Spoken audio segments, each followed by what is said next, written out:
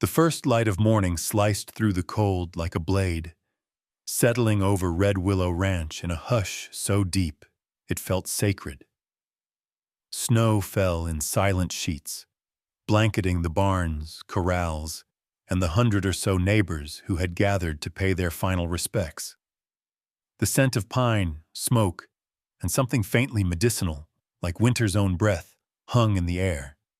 The Absaroka Mountains stood like silent judges in the distance.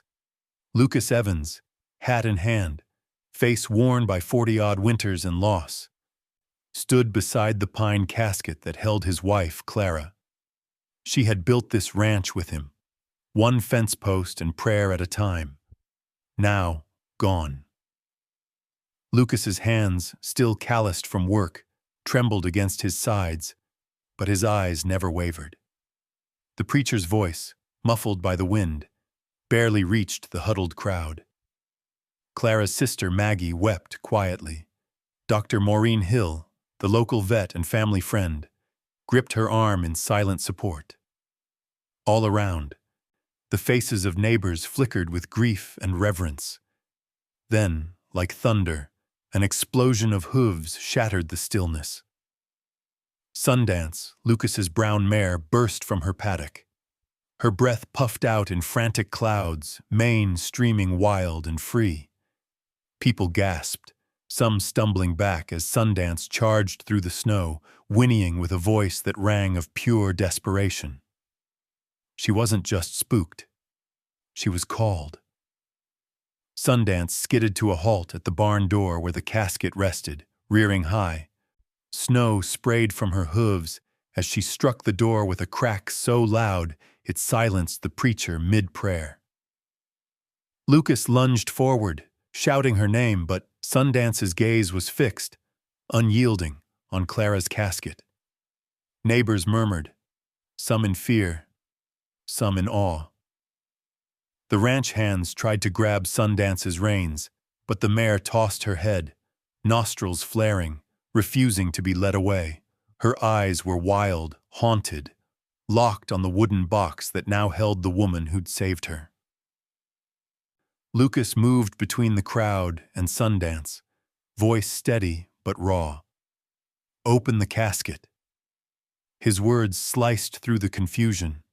The preacher protested, as did several elders.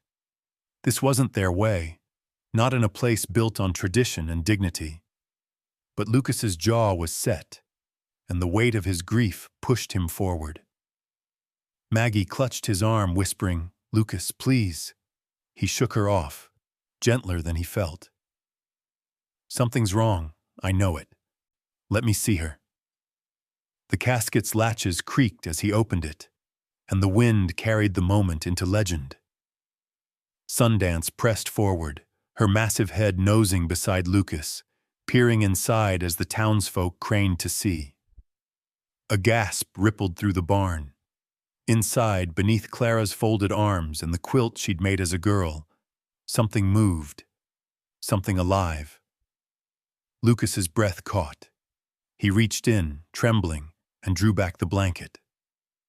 The crowd surged forward in a wave of stunned silence as he lifted out a tiny, shaking foal, barely more than a bundle of trembling limbs and wet brown fur. Its eyes were wide with fear and cold, its breath so faint it seemed to flicker with every heartbeat. Sundance whickered low, the sound echoing her own relief and confusion. She stretched her neck and gently nuzzled the foal, who responded with a weak, hopeful nudge. The crowd was frozen. No one dared speak.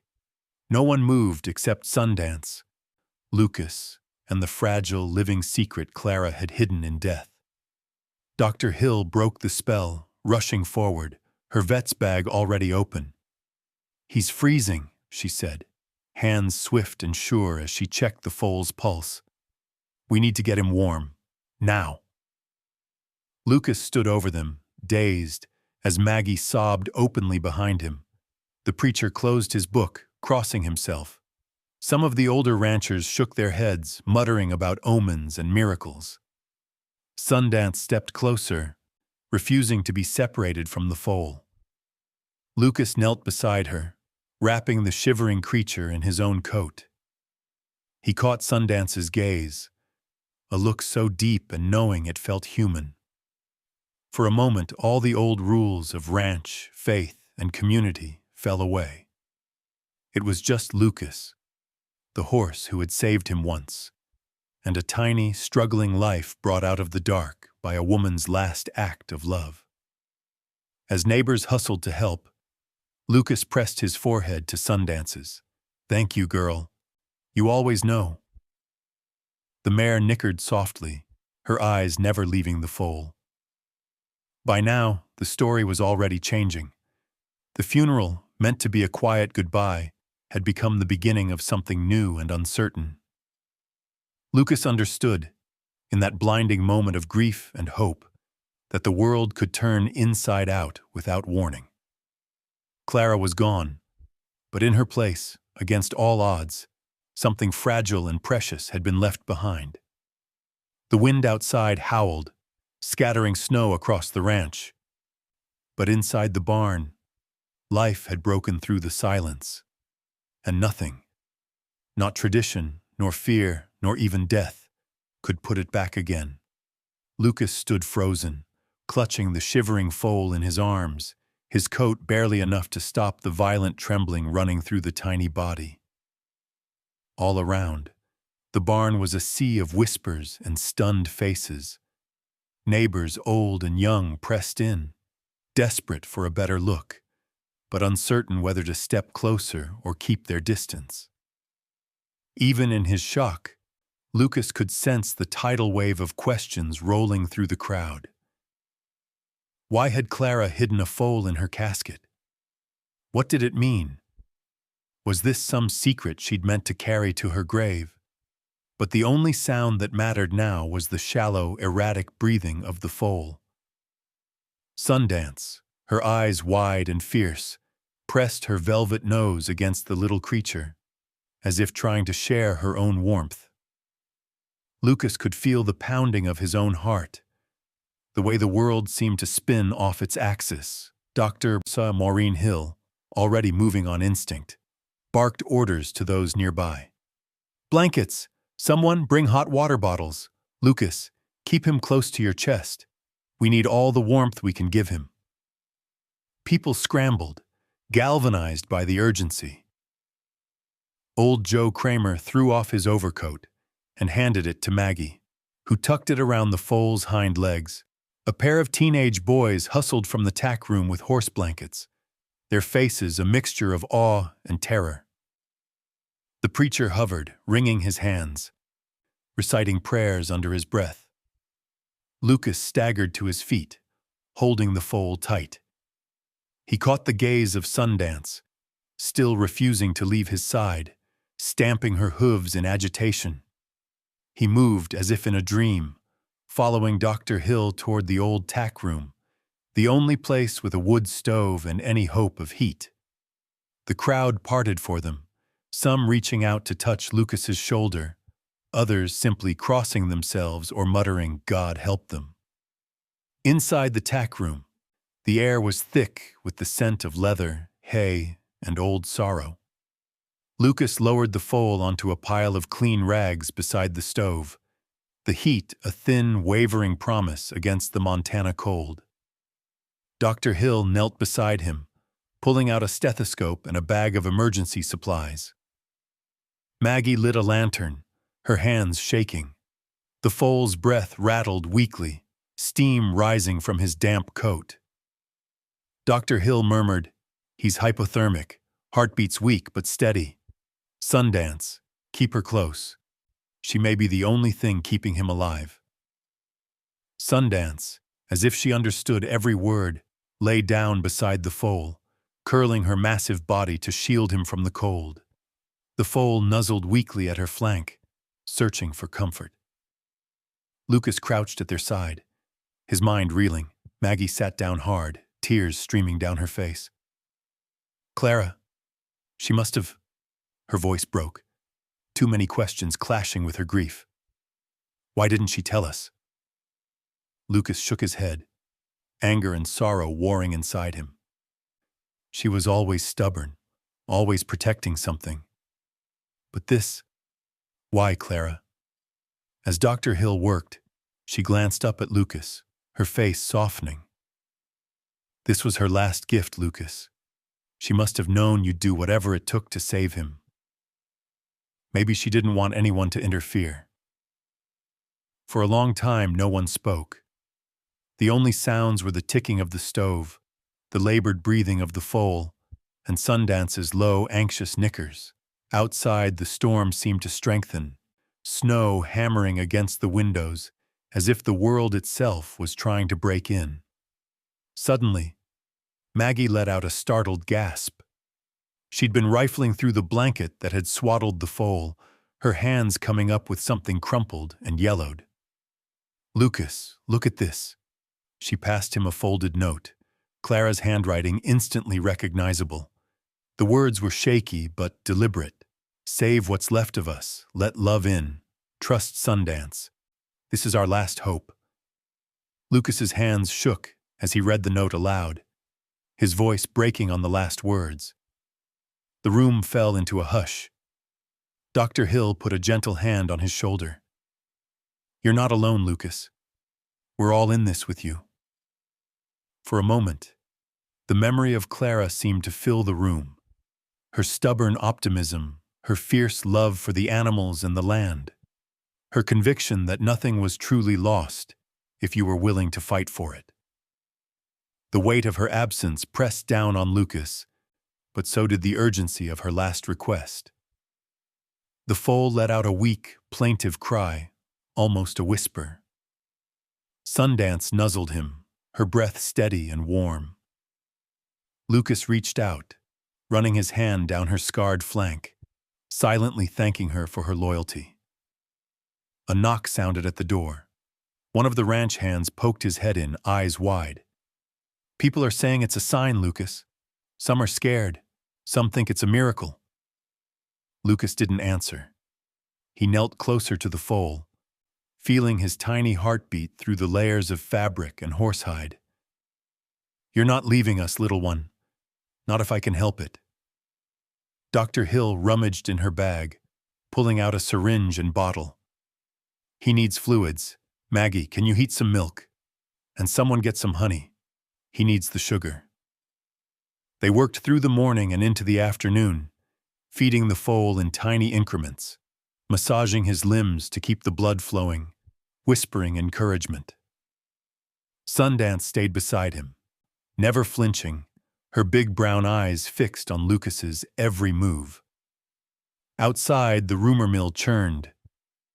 Some neighbors called the local vet's office, demanding to know what was happening. Others prayed, fearing the worst.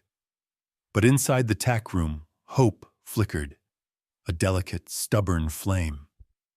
Hours later, as dusk settled over the snowy fields, the foal finally managed to take a few sips of warm milk, his eyes fluttering open just a little wider. Sundance nickered softly, almost in celebration. Maggie sobbed with relief, hugging Lucas tightly. Lucas brushed a hand over the foal's head, a faint smile cracking through the grief. "Welcome home, little one. You made it through." In that moment, surrounded by love and loss, Lucas realized Clara's true legacy wasn't just the land or the ranch, but the fragile, powerful hope she had hidden away, trusting him and Sundance to bring it into the light. And as the night closed in, Lucas vowed to protect that hope, no matter what it cost. Night clamped down over Red Willow Ranch, thick and cold and endless. The old tack room, usually a place for storing worn saddles and half-empty grain bins, had become a sanctuary, a place where hope and grief circled each other in uneasy truce. The storm rattled the windows and howled through the cracks in the door, but inside, the heat from the wood stove glowed steady, holding back the dark. Lucas sat with his back against the wall, Clara's wedding ring clutched tight in his fist. The gold band was warm from his skin, its edges worn smooth from years of her hands. hands that had mended fences, stroked Sundance's mane, braided wildflowers for Sunday church. Now all that was left of her touch was this ring, this foal, and the echo of her voice urging him not to give up. Sundance lay curled around the foal, her body a wall of living warmth. The foal, Sparrow as Lucas now called him in a whisper, shuddered with each breath, muscles twitching, as if he ran from nightmares only he could see. Sundance's eyes never closed, her long lashes glistening with condensation from the foal's breath. Occasionally, she nuzzled Sparrow's tiny face, her lips soft and patient, as if promising that no harm would come while she watched. Maggie and Dr. Hill moved quietly about the room. Maggie prepared another batch of warm milk on the stove, singing old cowboy lullabies under her breath. A trembling, wavering sound that somehow stitched the frayed edges of the night together.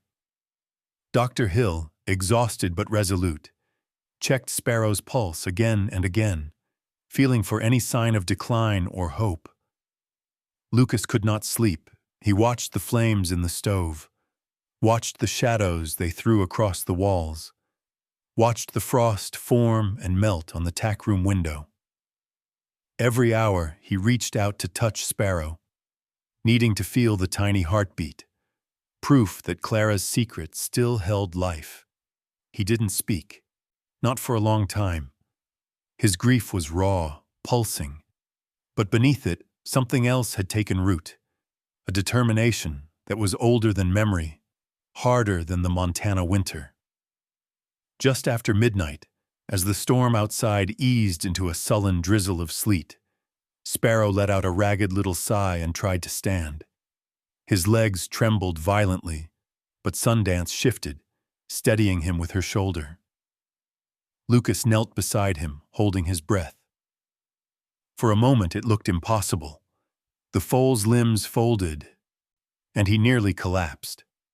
But Sundance nudged him again, and this time, Sparrow managed to wobble upright for a heartbeat before sinking down.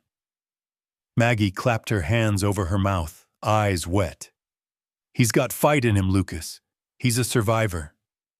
Lucas nodded, unable to speak. He reached for Sparrow's blanket to adjust it, and felt something papery and crumpled beneath the layers. Frowning, he tugged it free, a folded piece of notepaper, stained and thin. He recognized Clara's handwriting instantly. He turned it over, heart pounding. The note was brief, the ink smeared but legible. "Lucas, if you're reading this, it means Sparrow's made it this far. Please save what's left of us. Let love in. Trust Sundance. I did everything I could. Forgive me for leaving you alone, but know that you're not. Love, always. Clara." Lucas's eyes burned, tears pricking hot and sudden. He pressed the note to his chest, bowing his head. The world felt impossibly wide, and he was a single man adrift in it. But Clara's words reached him, tethered him. Let love in. He looked at Sundance, at Maggie, at Dr. Hill, all gathered by Sparrow's side, all battered by their own losses, but here, now, together. Sundance lifted her head and met his gaze, as if she too understood the command written in Clara's hand.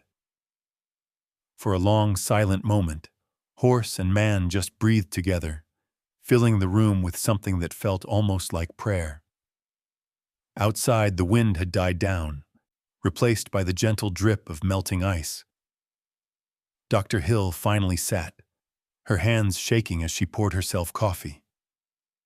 "Lucas, you know he might not make it through the night. I'm doing everything I can, but he's so weak." Lucas nodded.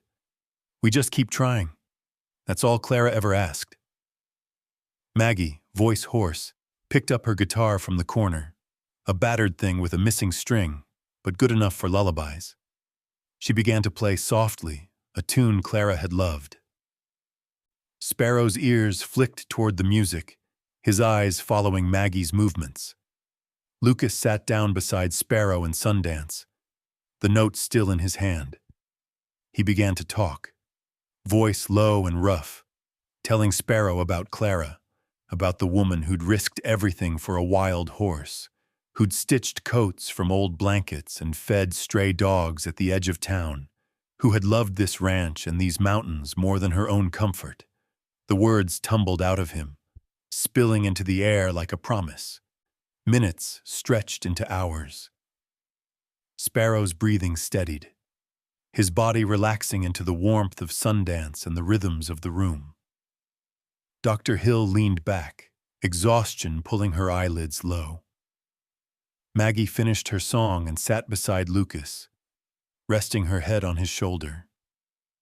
For the first time since Clara's passing, Lucas let himself close his eyes. He wasn't sure if he slept, but when he opened them again, dawn was a faint blush at the edge of the world. Sparrow, nestled against Sundance, was still breathing, still fighting. Lucas felt a flicker of hope, not the wild, desperate hope of a miracle, but the slow, sturdy kind that takes root after the worst has happened and grows in the cracks left behind. He stood, stretching aching limbs, and walked to the door. The ranch was silent, blanketed in snow and the pink light of early morning. For the first time, Lucas felt Clara's presence not as an ache, but as a guide, urging him forward. He whispered, "We made it through, Clara, at least for one more day." And as the sun climbed higher over Red Willow Ranch, Lucas felt the smallest measure of peace, enough to keep going, enough to believe that survival was possible, and that love, in all its stubborn forms, might just save them all. The world beyond Red Willow Ranch began to thaw under a pale winter sun. Icicles dripped from the barn eaves, each drop catching the light, a slow, steady rhythm that matched the new quiet in Lucas's chest. Inside, warmth gathered in corners. Sparrow slept tucked close to Sundance, the steady hush of his breath rising and falling. The old tack room, for now, was a place where fear had yielded to fragile hope. Maggie found herself lingering, sweeping the floor even after every speck of dirt was gone. She couldn't stop glancing at Lucas, watching him move with a heaviness that spoke of more than lost sleep. She'd seen that kind of grief before, but in her brother-in-law it was tangled with guilt, love, and something else she couldn't name. While Lucas prepared a new batch of warm mash for Sparrow, Maggie brought over a battered wooden box. She set it down and opened the lid with a soft click. Inside were faded photographs, letters, and a worn-out notebook with Clara's name pressed into the cover. Lucas's hands stilled, his breath catching. Maggie smiled gently, pushing the box closer. "You remember how Clara rescued Sundance? She wrote it all down." Lucas nodded, swallowing. "I remember the auction." His voice was low, gravelly. "You said she'd gone to buy chickens, came back with a horse so wild nobody dared touch her." Maggie's lips quirked. "That's Clara for you. She saw something worth saving when the rest of us saw trouble." Dr. Hill, who'd slipped in with fresh bandages for Sparrow, paused at the door. "I was there that night. Clara called me at midnight. Sundance was bleeding, cut up from barbed wire and scared out of her mind. She wouldn't let anyone close except Clara, not even me, and I was the vet." Lucas settled against the wall, letting the memories come. "I remember watching her, kneeling in the mud, talking soft. Didn't matter that Sundance was bigger, stronger. Clara just wouldn't give up. Said every creature deserves a second chance." He glanced at Sundance, her dark eyes reflecting the firelight. She was right. Maggie opened the notebook, her fingers tracing the ink where Clara had written her first impressions. Brown mare, wild, eyes like thunderclouds. Wants to run but stays. I promised her nobody would hurt her here. I hope she believes me someday." A long silence fell. Each person in the room seemed wrapped in their own recollections. Dr. Hill knelt by Sundance, running gentle hands down her legs, checking the healing wounds from years ago and the new scrapes from her wild dash at the funeral. She sighed, exhaustion written in every line of her face. "I still think about the ones I lost, you know, the animals I couldn't save. Sometimes I wonder if I chose the right life." Lucas shook his head. "You're here now. That's what matters." Maggie, thumbing through the notebook, stopped at a new page. The handwriting was shakier, Clara's last weeks, the letters trailing off. "Listen to this," she said, voice barely above a whisper. "Saw the foal's mother down by the creek. Something's wrong. She's weak. Scared. Sundance won't leave her side. If anything happens, I'll do what I must. Sparrow needs a chance. Promise me, Lucas, if you ever read this, don't let grief close your heart." Lucas looked away, the words too much, too close. He remembered the day Clara had convinced him to take Sundance home. He'd resisted, said they had enough mouths to feed, enough trouble to last 2 winters. But Clara had smiled, soft and stubborn. "You're just afraid of caring, Lucas," she'd teased. "But I'm not." Now, years later, he saw it. The ways Sundance had changed, softened, become more than a horse. She was family. Sundance stirred, her gaze turning to Lucas as if she'd heard his thoughts. She nuzzled Sparrow, who let out a small, contented sigh, and pressed closer to her flank. It was a gesture of trust so complete, so innocent, that Lucas felt his chest ache with a new kind of longing, one that had more to do with beginnings than endings. Dr. Hill stood and stretched, her back popping. "I'll stay here tonight, in case Sparrow takes a turn." She hesitated, then added, "Clara's plans. She was always 2 steps ahead. Even in dying, she was thinking about how to save someone else." Lucas nodded. "She did that for me too. Saved me before I even knew I was lost." Maggie closed the notebook, tucking it back in the box. She reached for Lucas's hand, squeezing it. "You're not alone, Lucas. Clara left more behind than you think." He squeezed back, a rough smile ghosting his lips. "Guess I'll have to learn how to keep letting people in." Outside, the ranch was quiet except for the distant lowing of cattle and the shuffle of horses in the snow. Inside, surrounded by relics of Clara's love and the living proof of her courage, Lucas felt the weight in his chest loosen a fraction. As the night drew on, Maggie and Lucas took turns dozing beside Sparrow and Sundance. Dr. Hill wrote notes by lantern light, documenting Sparrow's slow progress. They talked about old times, about Clara's way of making even the hardest days feel possible, about the wild animals she'd brought home over the years, and the wild hope she'd planted in each of them. Before dawn, Maggie stepped outside to catch her breath, watching the horizon shift from black to indigo. The world, for all its heartbreak, still turned, and inside, in the dim tack room, a new family, strange and scarred, waited for morning, warmed by love, loyalty, and the memory of a woman who'd believed that every life was worth saving. Dawn at Red Willow Ranch came quietly, the snowfield outside still glazed in blue shadows. It was Sunday, and instead of dispersing to their chores, neighbors drifted back to the barn with blankets, lanterns, and hands full of hot food. Word had traveled fast. Some came to see if the miracle foal would survive. Others just came because that's what folks in Montana did when tragedy struck, showed up, silent or loud, bearing what comfort they could.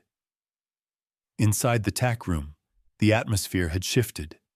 Exhaustion clung to everyone's faces, but so did a strange sense of unity, a fragile, desperate hope holding them together. Maggie brewed coffee on the old propane stove, humming a hymn her mother had sung.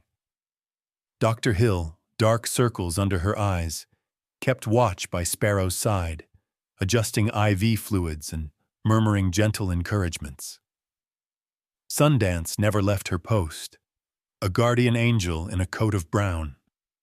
Lucas felt the presence of the community like a blanket thrown over cold shoulders. For so long, he had managed pain by isolating himself, keeping busy, shutting out the world. But Clara's final wish, the foal she'd smuggled into his care, forced him back into the fold. He moved quietly, making rounds through the barn, taking blankets offered by neighbors, muttering thanks, even if the words stuck in his throat. The foal Sparrow shivered beneath his pile of makeshift bedding, his breaths now steadier but still shallow. Sundance nudged him gently, her scarred flank pressed against his tiny frame. From time to time, the mare would stretch her neck to nuzzle Lucas, as if to remind him that he wasn't alone in his vigil. As the sky paled, more people arrived. Old Joe Kramer brought a battered kerosene heater. The Bellamy twins, always quick to crack a joke, strung up fairy lights around the stall, giving the room a soft, golden glow. Even children came, tiptoeing near the tack room, their mittened hands pressed against the frosted windows, eyes wide with wonder. Maggie, sensing the moment called for something tender, sat cross-legged by Sparrow and sang lullabies, quiet, wavering notes that seemed to soften the very air. She sang songs Clara had sung when the nights were long and cold, songs about wild horses and mountain stars.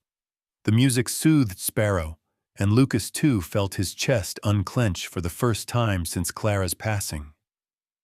At the edge of the gathering, Lucas found himself gripped by a sudden need for meaning, for answers. He had never been a praying man, but as he knelt beside Sparrow and Sundance, he let the words rise up in him, awkward but honest. Lord, I don't know what you want from me. I'm lost. If you're listening, give this little one a chance. Give us all a reason to keep fighting. A hush settled over the barn as he prayed. Even the children outside went quiet. Dr. Hill, looking up from her work, gave Lucas a soft nod of respect. Sometimes hope looked like ritual, a prayer, a song, the slow tending of a life that could still be saved. But Sparrow's condition was dire. No matter how many blankets, no matter how much warm milk Maggie coaxed down his throat, the foal remained limp, fighting for every breath. Dr. Hill's treatments, IV fluids, gentle massage, constant monitoring, seemed to help, but the improvement was agonizingly slow. Maggie, watching Sundance's patient vigilance, had an idea. Maybe what he needs most is her. She gestured for the others to step back. Let's give Sundance space, see if she knows something we don't. Reluctantly, Lucas, Dr. Hill, and the others withdrew a little. Sundance bent down, her muzzle brushing Sparrow's ear, her warm breath fogging the air. She nickered softly, a series of low, comforting sounds. Sparrow twitched, shuddered, then pressed himself closer. With a trembling effort, he reached for her, nuzzling at her chest. The mare dropped to her knees, curling her body around him, cocooning Sparrow in warmth. The onlookers watched, barely daring to breathe. After a moment, Sundance began to lick the foal's face and neck, her tongue moving in slow, rhythmic strokes. A mother's gesture born from some ancient instinct. It was as if something sacred passed between them. Sparrow's breathing steadied. He managed a weak nicker in reply, and after a long pause, he finally latched onto a bottle Maggie held out, drawing down several tentative sips of warm milk. The relief was so sharp that Maggie wept openly, pressing her hand to her mouth. Lucas knelt at their side, tears burning in his eyes. He squeezed Maggie's shoulder. "You were right. She's his best chance." A murmur rippled through the barn as word spread. The foal was drinking. Children cheered, neighbors clapped. Some old-timers wiped their eyes. In that moment, it didn't matter who had come out of duty or faith. What mattered was that hope, against the odds, had flickered back to life. For the rest of the day, the community kept vigil. Some read psalms, others swapped stories about Clara, her stubbornness, her kindness, the time she'd nursed an injured owl through the winter. As night crept in, a feeling of shared strength settled over them, a sense that Red Willow Ranch belonged to more than just the Evans family. It belonged to every soul who had ever dared to love something fragile. By lamplight, Lucas stood by the stall and gazed at Sparrow and Sundance, mare and foal, survivor and protector. The battle wasn't won, not yet, but for the first time since he'd lowered Clara's body into the cold Montana earth, Lucas felt something new. Not just hope, but gratitude. For the animal that had saved him, for the neighbors who refused to leave, for the song of survival echoing softly through the dark. And as the barn settled into another long night, Lucas whispered a promise he knew Clara would hear wherever she was. "We'll keep the watch. We'll keep loving. No matter how cold it gets, we won't let the fire die." By the time Sparrow managed his first unsteady steps, news of the funeral miracle had spread through every kitchen and feed store within 50 miles. Red Willow Ranch, long known for its hard luck and steady faith, now buzzed with talk of omens and curses, of second chances and the high price of hope. Some neighbors, hearts warmed by the vigil, brought more blankets and hay, casseroles and cocoa. Others, unsettled by what they'd witnessed, began to question aloud whether something unnatural had happened, whether Lucas was tempting fate or worse, bringing down misfortune. Lucas felt the shift in the air like the first edge of a blizzard, subtle at first, then biting and cold. As he made his rounds that week, he noticed whispers trailing him at the co-op and the post office. Some neighbors wouldn't meet his eyes. A few crossed the street rather than speak to him. The news from the funeral, of Sundance's wild outburst and the foal hidden in Clara's casket, had gone beyond curiosity. It had become a dividing line in the small, proud community. One evening, just as Lucas was closing up the tack room, he spotted something tucked under his windshield wiper. A scrap of lined paper, words scrawled in heavy black ink. "You dishonor Clara's memory with your madness. Some things are better left buried." There was no signature, only a deep sense of threat that set Lucas's teeth on edge. He crumpled the note in his fist, jaw clenched. He didn't mention it to Maggie or Dr. Hill, but that night, he barely slept. Every creak of the barn, every distant coyote's cry, made his pulse race. Was it just old fears surfacing? Or was someone truly angry enough to hurt him? Or the animals Clara had loved? Outside, the snow fell heavier each night. The cold seeped into every crack, tightening its grip. Lucas found himself peering over his shoulder when he walked the fence line at dusk, remembering stories from his childhood about ranch feuds gone bitter and neighbor turning on neighbor when winter got long. But not everyone had turned away. Dr. Hill, relentless as ever, brought medical supplies and calm, matter-of-fact encouragement. "Don't let them get to you," she told Lucas one morning, sipping coffee with him beside Sparrow's stall.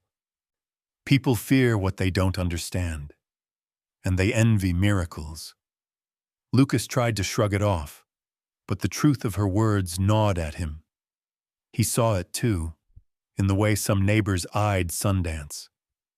Where once she'd been admired for her spirit, now she was watched with suspicion.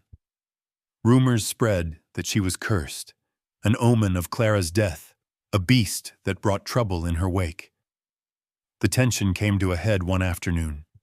Lucas was leading Sundance from the barn to let her stretch in the paddock when a trio of ranch kids, spooked and emboldened by their elders' talk, threw stones at her from across the fence. One rock struck Sundance's shoulder with a dull thud. The mare whinnied in pain, rearing back on her hind legs, eyes wild.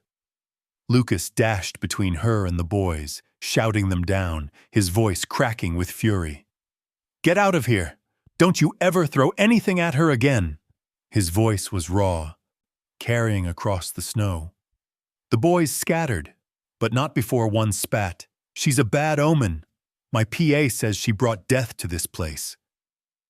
Lucas's hands shook as he stroked Sundance's neck, whispering to calm her. The scar on her flank stood out, pink and raw against her winter coat. She pressed her face against Lucas's shoulder, trembling, not from pain, but from confusion and fear. That evening, Lucas found Maggie in the kitchen, reading from Clara's journal. He tried to keep his anger at bay, but it boiled over. "Why is it," he muttered, "that folks always need someone to blame when things get hard?" Maggie closed the journal, setting it aside. "Because it's easier than facing their own pain. They see you in Sundance, surviving, still standing, after so much loss. Maybe it scares them." Lucas didn't answer. He stared out the frosted window, watching the moon rise over the Absarokas. That same night, Dr. Hill returned with news. She'd been waiting on toxicology results for weeks, trying to determine what had killed Sparrow's mother. She found Lucas in the barn, tending to Sparrow and Sundance under the flickering glow of a single bulb.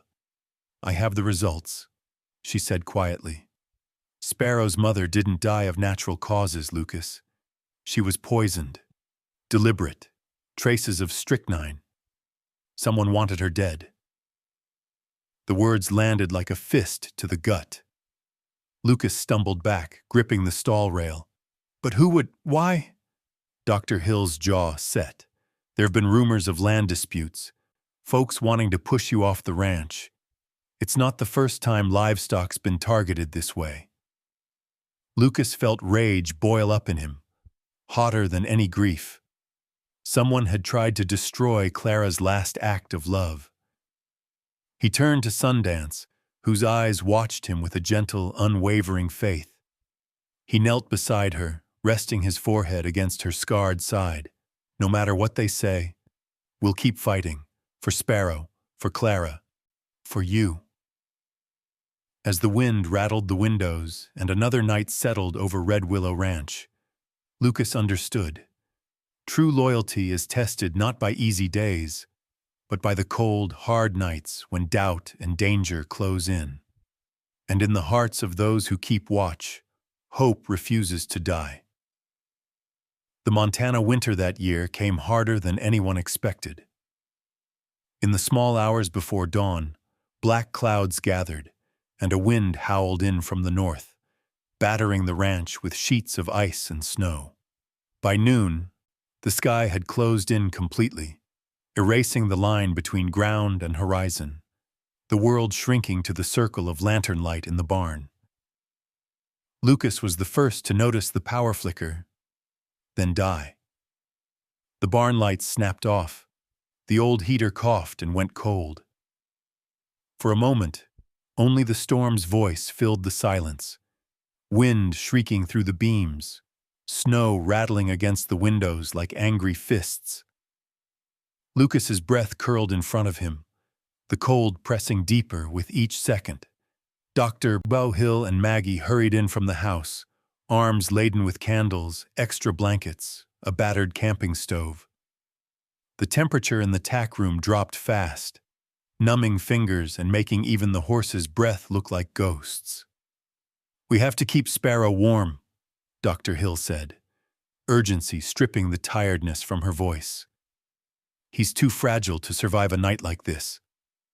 They worked quickly, shoving hay bales against the doors and windows, stringing up more blankets to block the wind. Maggie boiled water on the tiny stove, filling bottles to tuck beneath Sparrow's bedding. Sundance stood like a sentinel, refusing to leave the foal's side, even as the wind drove ice through every gap in the wall. Lucas tried to fight his exhaustion, his body screaming for rest. For days he'd slept in snatches, haunted by memories of Clara and the shadow of whatever threat still lingered in the community. Now, his world shrank to the patch of light around Sparrow, the heat from Sundance's body, the steady hands of Dr. Hill. Everything else, the poison, the whispers, the sorrow, receded in the face of survival. Hours dragged on, the storm never relenting. Lucas's muscles ached as he helped rotate Sparrow's position, making sure no part of the foal was pressed too long against the cold ground. Maggie sang, voice trembling but determined, sometimes only humming when the words wouldn't come. Dr. Hill mixed a weak glucose solution and massaged Sparrow's limbs, refusing to let the little body go still. As dusk bled into another black night, a sudden cracking sound splintered through the barn. A heavy beam above the tack room groaned and snapped, sending a shower of snow and ice tumbling down. Lucas lunged forward on instinct, but Sundance was faster. The mare swung her body over Sparrow, shielding the foal as the beam struck her back, splinters gouging her side. She grunted in pain, legs trembling but never moving from her post. "Easy, girl, easy. I've got you."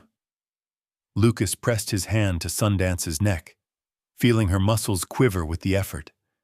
Blood oozed from a fresh wound, streaking her coat. Sparrow, shielded by Sundance's body, whimpered but was untouched.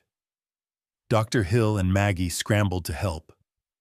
Dr. Hill's hands were quick and sure, staunching the bleeding, wrapping the new gash. Maggie fetched a bottle of disinfectant, the sharp smell cutting through the thick air. Through it all, Sundance never shifted, her eyes locked on Sparrow. Lucas felt a surge of emotion so fierce it stole his breath. Fear, gratitude, guilt, love, all tangled into something bigger than he'd ever known. "You'd give everything for him, wouldn't you, girl?" he whispered. Sundance's only answer was a soft, exhausted nicker. The storm wore on. Each hour seemed endless, the temperature refusing to climb. Lucas drifted into a half-sleep, dreams muddled by Clara's voice, her laughter, her gentle admonishments, her faith in him. At some point, Sundance nudged him awake, her breath warm against his face.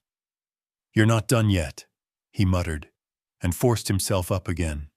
In the faintest light before dawn, when the wind finally faded, Lucas stumbled to the door. The world outside was unrecognizable, drifts of snow waist-high, the sky a bruised shade of purple, fences lost beneath white waves. But the ranch house still stood. The barn, though battered, was intact, and inside, Sparrow was still breathing, curled safe against Sundance's battered body. As the sun rose, the sound of a car engine broke the hush, a battered Subaru churning through the snow, headlights sweeping the yard. Eric Bass, the local journalist, tumbled out, camera slung around his neck, cheeks red from the cold. "Is everyone all right?" he shouted, slipping and sliding toward the barn. "People are talking, everyone's worried. I brought supplies and, well, folks online are sending messages, prayers, donations." Lucas blinked in confusion. "How did you—" Eric grinned, teeth chattering. "I posted about Sparrow last night. Story's gone statewide. Rescue groups, horse folks, all sorts of people are offering help." Inside the barn, Dr. Hill cleaned Sundance's wound. Maggie made more coffee, and Lucas listened as Eric read out messages, people in towns he'd never visited, offering blankets, funds, words of encouragement. In the corner, Sparrow pushed himself to his feet, wobbling but determined, nudged on by Sundance's soft wicker. The world, for so long shrunk to loss and suspicion, suddenly felt wide again. Lucas watched the storm break, watched the way Sundance kept watch over Sparrow, and let himself believe that even after all that was lost, something could still be saved. He knelt beside Sundance, stroking her sweat-soaked neck. "You're my miracle too, old girl. You and him and everyone who showed up." He looked up at Maggie, at Dr. Hill, at Eric. "We're not alone." And for the first time, Lucas felt the weight of winter lift, just a little, as hope surged beneath the scars, fierce and undeniable, stubborn as spring. The storm's rage finally broke, leaving the world glazed and glimmering beneath a fresh morning sun. At Red Willow Ranch, everything seemed suspended in a hush. Each icicle, each snowdrift, even the battered boards of the old barn catching and reflecting the light, as if the land itself was holding its breath. Lucas stepped out into the morning, boots crunching through snow. He paused and just listened, the hush broken only by the distant call of a meadowlark and the slow, sleepy shifting of cattle in their pens. The ranch had survived another test. But as Lucas looked back toward the barn, he knew the true measure of hope was yet to be seen. Inside, Sparrow dozed beside Sundance, the little foal's sides rising and falling in a steady rhythm that brought a deep, unspoken relief to everyone gathered. Maggie, circles under her eyes but smiling, poured coffee for Dr. Hill. Eric Bass's camera rested for once, the journalist sitting quietly and jotting notes in a dog-eared book, content just to witness and wait. It was Sundance who sensed it first. A faint tremor in Sparrow's muscles, a subtle twitch of ears and tail. She nickered low, and Sparrow roused, blinking at the sunlight streaming through a chink in the wall. The foal struggled to stand, wobbly at first, legs stiff and unsure, but then, with Sundance's gentle nudge, he found his footing. A gasp of wonder escaped Maggie, and Eric's pen scratched furiously across the page. Sparrow took one hesitant step, then another, testing his body and the world beyond the nest of blankets.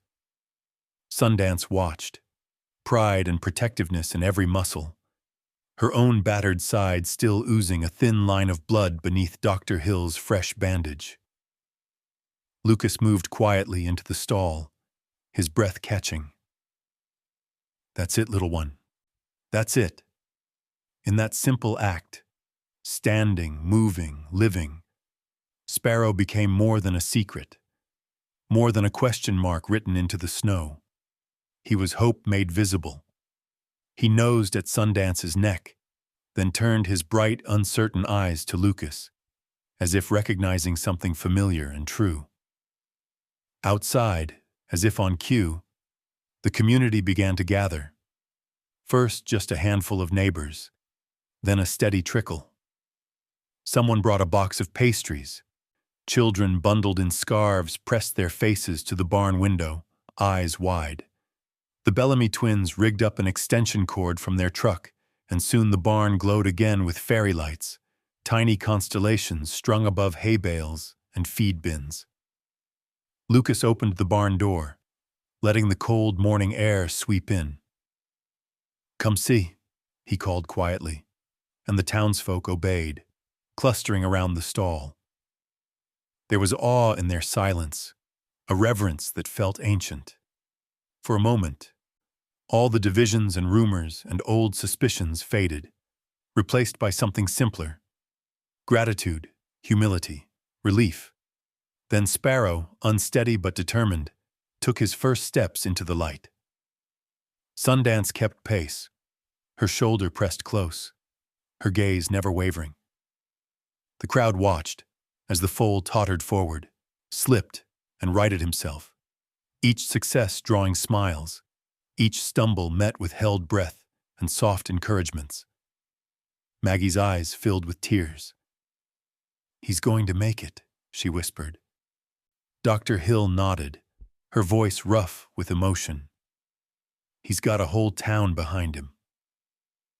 Eric, sensing the moment, stepped outside and made a short video.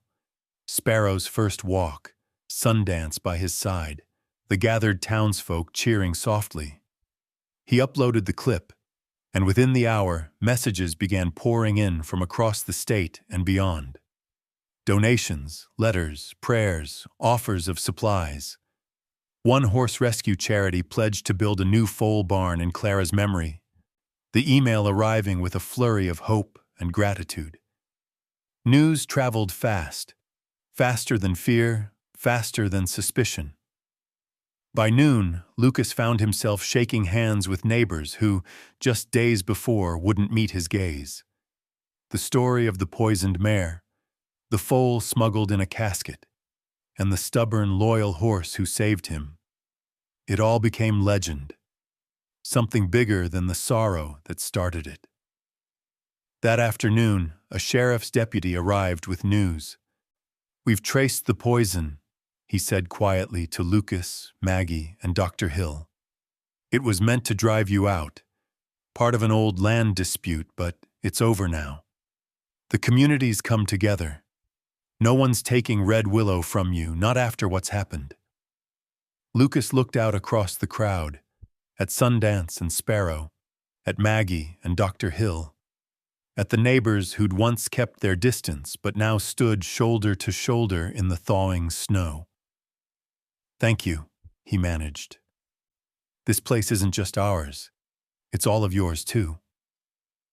The barn became a place of celebration that day.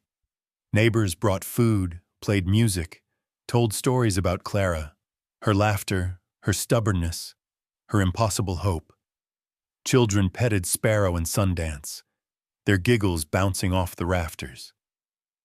Lucas found himself smiling, the lines of grief around his eyes softened by pride and relief. As the sun set, Sparrow lay curled against Sundance, the two of them dappled by the glow of lanterns and laughter. Lucas stepped outside for a moment, breathing deep the cold, clean air. The storm was gone, but its scars remained. A broken beam, a fresh wound, a story forever marked by loss. But there was something new now, too. A unity. A sense that what was broken might be mended, that what was lost could make way for hope. Maggie came to stand beside him, her voice quiet. Clara would be proud. Lucas nodded, tears bright in his eyes. "She's here, in all of this, in them." Inside, Sparrow nickered, and Sundance answered. The world turned quietly, and Red Willow Ranch felt, for the first time in a long time, truly alive. Spring arrived to Red Willow Ranch in slow, cautious pulses, patches of brown earth peeking through the snow, new grass pressing up through last year's thatch, the river whispering again beneath sheets of melting ice. The storm's scars remained. Battered fences, shattered windows. The barn beams splintered where Sundance had shielded Sparrow. But the ranch, like its people, was learning to mend. Months passed, and Sparrow thrived. Under Sundance's watchful eye, the foal grew strong, legs stretching tall and sturdy, coat shining with a healthy gloss, eyes curious and bright. He tore across the meadows at dawn, chased dust motes in the barn, and learned, slowly, clumsily, to trust the gentle hands of children and adults alike. Sundance, graying at the muzzle but spry as ever, became his constant companion and his teacher. The two were inseparable. When Sparrow spooked at a sudden noise or shied away from a stranger's touch, Sundance was there, nuzzling his neck, reminding him that he belonged. Lucas found healing in that daily rhythm, the quiet work, the watching. Every morning he walked the fence lines, fixed what was broken, and paused to watch Sparrow and Sundance run. Sometimes Maggie joined him, sometimes Dr. Hill, who'd made a habit of checking on the ranch before her morning rounds. Lucas still missed Clara with a grief that would never vanish, but the ache had softened, edged with purpose and gratitude. He began to understand the final gift she'd left him. Not just a foal, but a chance to become something more than loss. The town, too, changed. Suspicion and bitterness had faded in the light of what they'd witnessed. A miracle or something like it. Each spring, Red Willow hosted the new Day of Grace, a gathering to honor Clara's memory, Sparrow's survival, and Sundance's sacrifice. The whole community pitched in. There were games for children, barbecue for everyone, and riding lessons for city kids who'd never touched a horse before. Sparrow and Sundance became local celebrities. Children learned to brush their coats, speak softly, and move slow. Old ranchers, gruff and weathered, found themselves telling stories to strangers, passing on traditions that had nearly been lost to time and fear. One chilly April morning, Maggie watched as Lucas helped a little boy with a twisted leg climb onto Sundance's broad back. The boy's mother, fighting tears, whispered, "He's never been brave enough to try." Sundance stood perfectly still, lowering her head so the boy could stroke her nose. Sparrow danced nearby, flicking his tail, his own scars a badge of resilience. Maggie leaned against the fence, smiling through her own tears. "You did it, Lucas. You built a family out of all this pain." Lucas shook his head. "Clara did. I just finally learned how to let love in." Dr. Hill, ever the pragmatist, arrived with a van full of rescue animals, an old donkey, a half-blind goat, 3 stray dogs, all needing a home. Red Willow had opened its gates wide, becoming a sanctuary for the lost and wounded, the outcasts who needed a second chance. The children helped, learning to bandage wounds, feed baby lambs, coax skittish creatures from the shadows.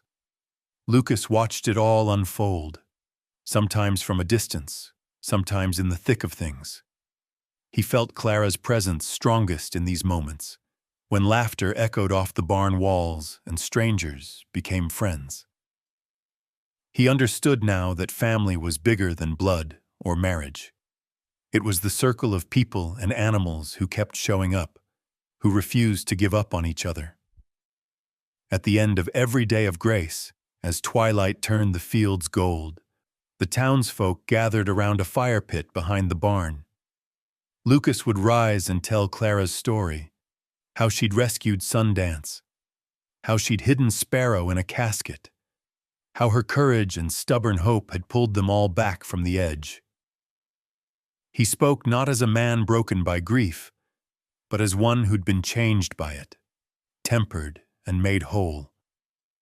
This new tradition became the heart of the community. People brought old wounds, resentments, rivalries, loneliness, and laid them down in the telling of stories, in the sharing of food and song. Even those who'd once doubted or judged found themselves changed by the grace they witnessed. The lesson was never stated outright, but everyone felt it. True family and legacy are forged not by blood alone, but by the mercy you offer when times are hardest. As summer approached, Sparrow and Sundance began visiting local schools and nursing homes, accompanied by Maggie and Lucas. Sparrow, once a secret in the darkness, now nudged trembling hands and brought smiles to tired faces. Sundance, ever steady, accepted hugs and apples from children and elders alike. Lucas marveled at the healing they brought, how even the most hardened or withdrawn seemed to soften in their presence. One afternoon, after a long visit to the nursing home, Lucas, Maggie, and Dr. Hill sat quietly together beneath the old cottonwood at the edge of the ranch. They watched Sparrow and Sundance graze nearby, the fields rolling out green and gold around them. "It's not just us they healed," Dr. Hill said, her voice low. It's the whole town. Maybe more. Lucas nodded. Grief breaks you open. If you let it, it makes you kinder. Teaches you to notice the lost ones, the lonely ones. I never really understood that before. Maggie squeezed his hand. Clara knew. She always did. A hush fell, warm and easy. The old wounds weren't gone. They never would be. But Lucas saw now that they were part of the story, etched deep but surrounded by new growth. The broken places, when tended with patience and courage, became where the light got in. As dusk settled over Red Willow, Lucas promised himself he would keep opening his doors to animals, to people, to hope. He owed Clara that much. He owed it to himself, too. Because in the end, the story of Red Willow Ranch wasn't about loss. It was about how even the hardest winter could give way to spring, and how love, stubborn, ordinary, miraculous, could heal even the oldest wounds. Spring deepened its hold on the valley, coaxing wildflowers from the thawing earth, scattering color across the fields around Red Willow Ranch.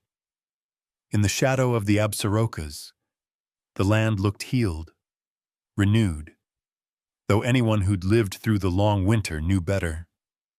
Scars remained, visible and invisible, woven into the story of every soul on the ranch. But as Lucas walked the property at sunrise, he felt not grief, but a steady, grateful peace. Life, like the grass, kept returning. Red Willow had changed. The barn's broken beam was now sanded and hung above the tack room door, inscribed with a simple phrase Clara once loved. Love is the fire that survives the coldest night. In the past year, the ranch had become more than a home. It had become a sanctuary for lost and wounded horses from across the region. Local animal rescues sent word whenever there was a need. A filly limping from neglect, a gelding left behind in a foreclosure, even the occasional wild Mustang in need of a gentle touch. Sparrow had grown, no longer the fragile foal smuggled into life by grief and faith, but a strong, quick-witted yearling. His coat gleamed copper in the morning sun, and the scar that once marked him as an orphan now seemed more like a badge of survival. Sundance, grayer at the muzzle, never strayed far from his side, her steady presence anchoring the herd and the humans who loved her. The day of the unveiling dawned bright and cool, the air sweet with sage and lilac. Lucas dressed in his best denim shirt, the one Clara always teased him about, and met Maggie, Dr. Hill, and Eric Bass at the new paddock gates.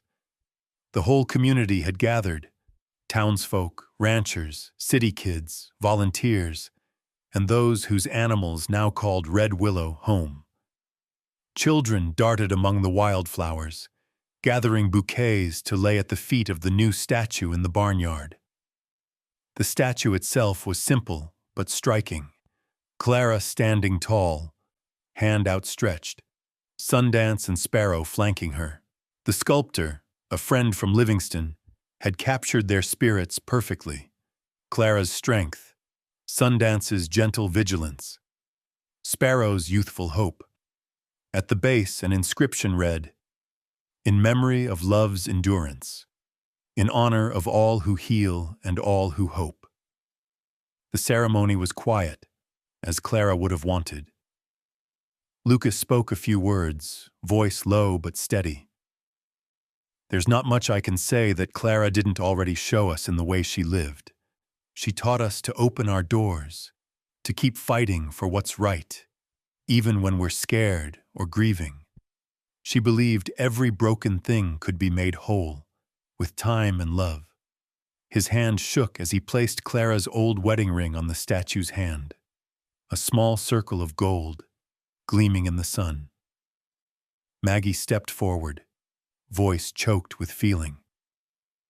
Clara's gift wasn't just to this ranch, but to this whole valley. She taught us that mercy is how we find each other again, after the worst happens, and that animals, like Sparrow, like Sundance, can lead us back to our own hearts. The townsfolk lingered in the spring light, sharing food and stories. Eric snapped photos for a feature that would run statewide, a tale of second chances, and the healing that follows disaster. Messages arrived from strangers across Montana and beyond, inspired by Red Willow's resilience. That afternoon, Sparrow led a herd of rescued foals through the grass, Sundance trotting beside him.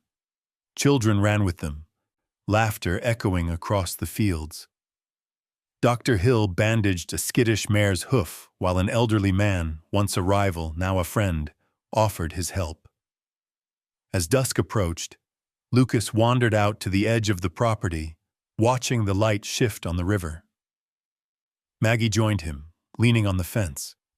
For a long moment, they just listened to the frogs in the shallows, the distant whinny of horses, the soft breeze rattling new leaves.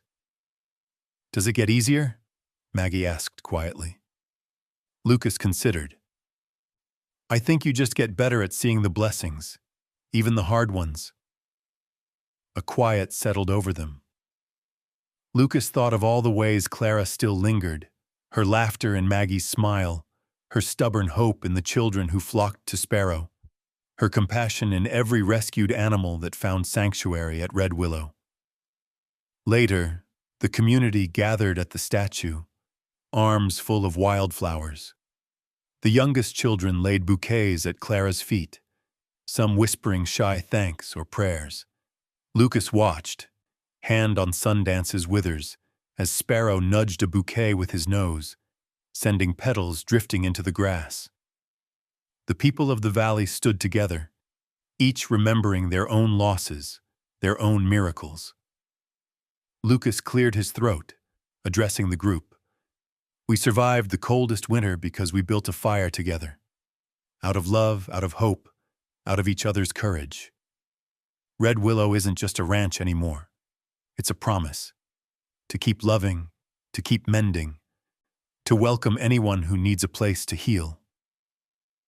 The last light of day touched Clara's face in bronze, and for a moment, Lucas could almost feel her hand in his. The ache would never fully vanish, but neither would the light she left behind.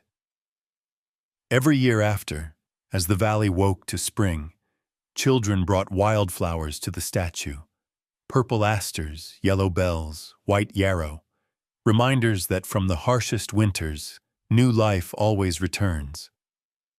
Sparrow, once a secret hidden in sorrow, became a legend, proof that love, stubborn and ordinary, could outlast the cold.